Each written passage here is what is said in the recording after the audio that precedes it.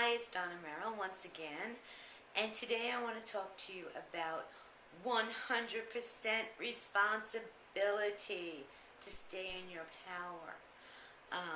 What are you responsible for? The first things that come to our mind usually are, oh, I'm responsible for my dog, my mortgage payments, my rent, whatever it is. And these are things. But what are you really responsible for? First and foremost, it's yourself. Okay? It's not the things, it's yourself. Okay? That's where we begin. And being responsible for yourself takes a lot. Okay? Now, sometimes there's a little confusion there. Some people say, I need to be in control. And yes, you need to be in control of yourself, not of others. Okay? Because you're just wasting your time if you're in control of others. I always feel like, people say, oh, I need to do this and that one needs to do that. And you're not in your power when you do that. Not at all. You're only in your power when you have complete control of yourself. And how you react to things. You may have children come home and everybody's fighting and the whole bit, and you can get into the argument, but you don't want to do that. You want to stay calm. You want to react to it. You want to react to it in a very wise mind, okay? But it takes that responsibility of claiming your responsibility of power. Now, this doesn't mean you're self-centered. This means you're centered in yourself. Okay? Let's do that again. You are not self-centered, because that's a whole different meaning. You're centered in yourself. And it is control of the self that makes you take 100% responsibility. And it's very important. I mean, you have to work on it.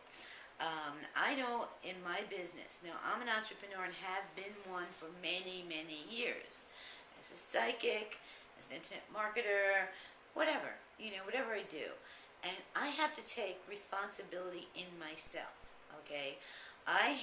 As a psychic, for instance, I was born a psychic, I'm doing this 30 years, whatever, but I had to make sure that my head's screwed on right. I have to make sure that I am feeling good about myself in the center in order to give people a service. If I'm having a bad day, I just call everyone up and say, sorry, I can't do it today.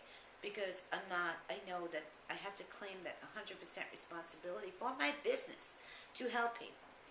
In my internet marketing, now that's a very complicated type of business, and I have to take responsibility of that.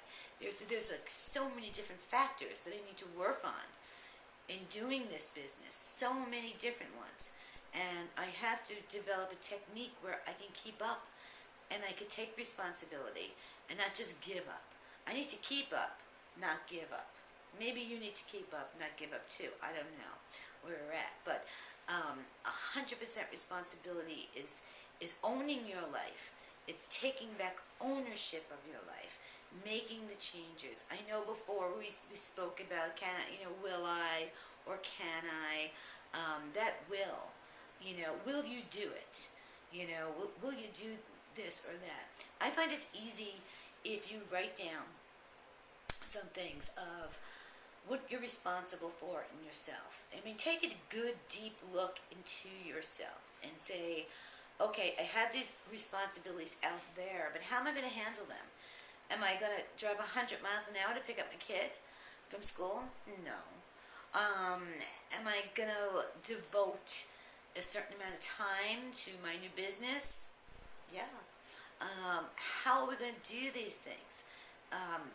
We'll talk about time management later, but it's very effective.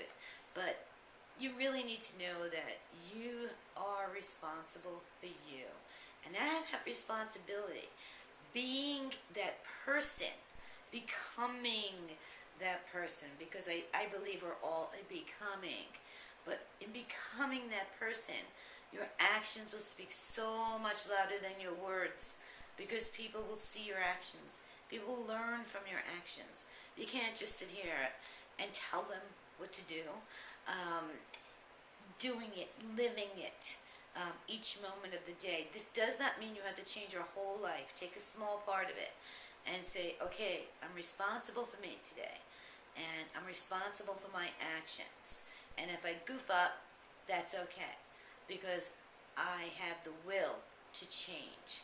Keep that will inside you, and I guarantee there'll be changes in your life. So, just meditate on that. I am responsible for myself.